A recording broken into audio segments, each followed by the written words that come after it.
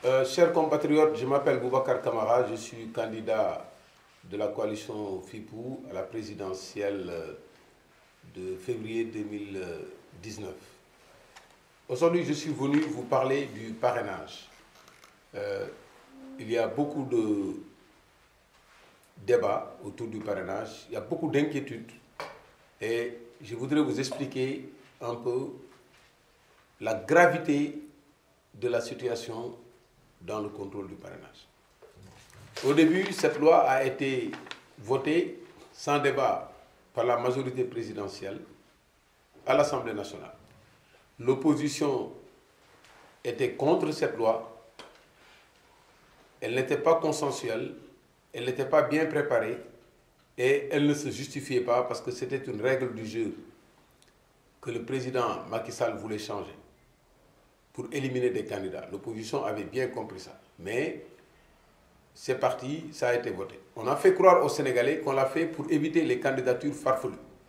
Aujourd'hui, le résultat, c'est que le parrainage est en train d'éliminer les candidats sérieux qui ont occupé des fonctions importantes dans ce pays, qui ont été exemplaires et qui aujourd'hui veulent briguer le suffrage des Sénégalais.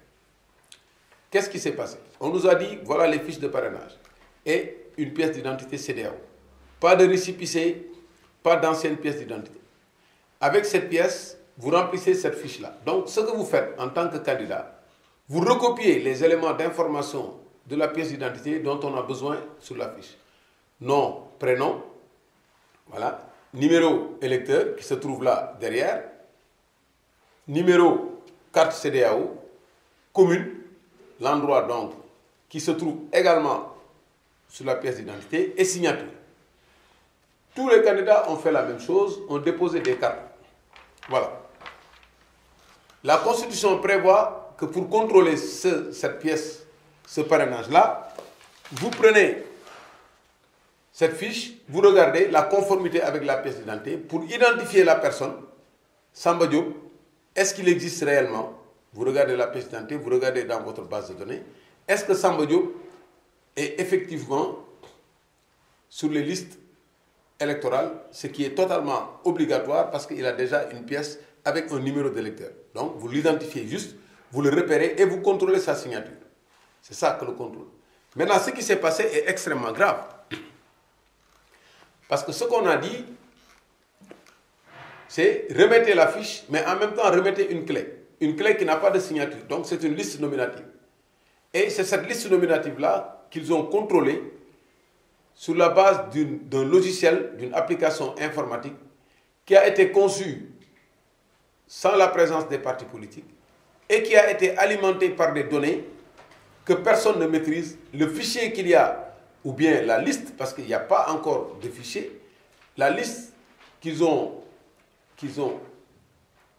introduite dans l'application informatique, cette liste-là n'est pas connue des candidats et cette liste a été trafiquée avant d'être donnée au Conseil constitutionnel. Et on va vous en démontrer la preuve avec notre cas. Notre cas est là, on a repris l'ensemble de notre parrainage. La liste de nos parrains par région, au total, nous avons déposé 59 494 parrains. On nous demande entre 53 000 et 66 000. Donc, on a déposé ça, on a collecté au total 120 000 parrains, on a déposé la moitié et on attendait pour voir un peu où est-ce qu'il faut faire les rectificatifs. Deuxièmement, ils nous ont dit que vous avez des doublons externes. 10 559 doublons externes. Ça signifie quoi?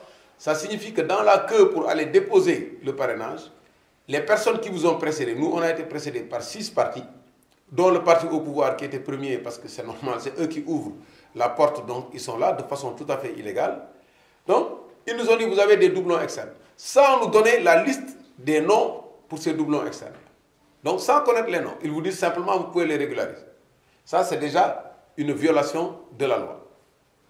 Deuxièmement, ils nous disent que vous avez des doublons internes, c'est-à-dire qu'il y a des personnes qui ont donné leur nom 2 fois dans vos propres listes. Ça, nous, on a dit, on ne compte même pas ça. On considère qu'on a perdu. Même si une personne signe 2 fois, au moins tu dois la comptabiliser 1 fois. Ce qu'ils n'ont pas fait. Nous, on n'a même pas comptabilisé ça. Ensuite, on a corrigé justement tout ce qu'il y avait comme irrégularité, des personnes qui disaient qu'ils n'existaient pas, qu'elles n'existaient pas, qu'elles n'étaient pas dans le fichier, qu'elles ont été transférées, on se retrouve, nous, avec 38 677 parrainages valables au lieu de 23 000 qu'ils nous ont communiqués. Et quand tu prends ces 38 000, tu ajoutes les personnes déplacées. Qu'est-ce que c'est une personne déplacée?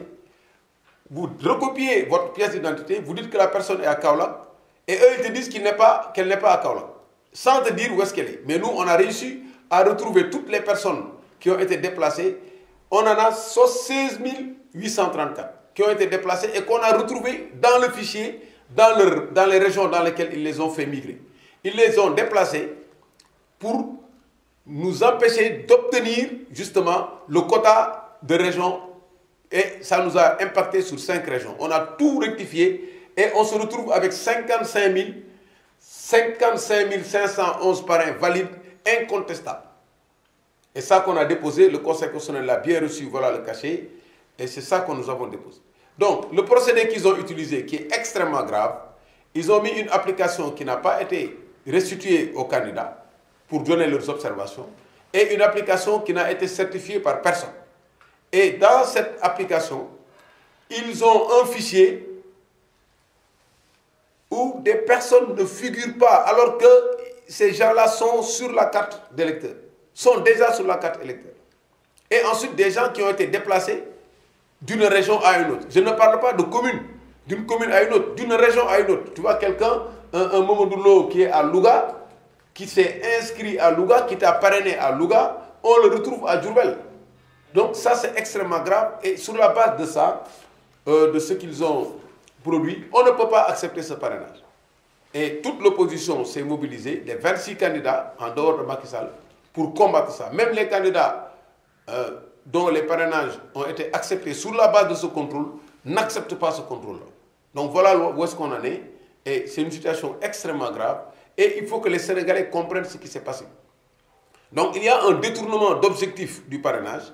Ils avaient voulu faire comprendre aux Sénégalais qu'ils voulaient avoir des candidats sérieux, etc. Et on se retrouve avec un parrainage complètement raté.